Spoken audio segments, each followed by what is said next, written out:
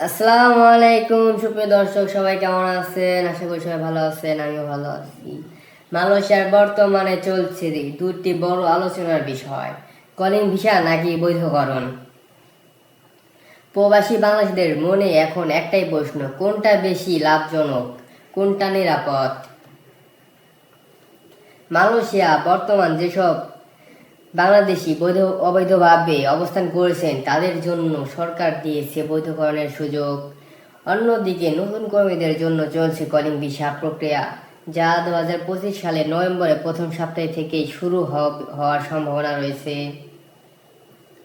আমরা যারা এখনো অনেক বছর ধরে কাজ করেছি তাদের জন্য বৈধকরণ সেরা সুযোগ।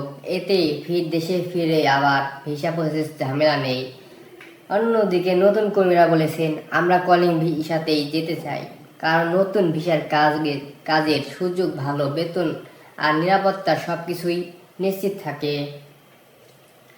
বিশেষজ্ঞরা বলেছেন, উভয় দিকেই সুবিধা অসুবিধা আছে। বৈধকরণের যারা আছে তারা খরচ বাঁচাতে পারেন, তবে নিয়োগদাতারা পরিবর্তন কঠিন। কলিং ভিসার নতুনভাবে কাজের সুযোগ মিললেও প্রক্রিয়া ও খরচ তুলনামূলক বেশি।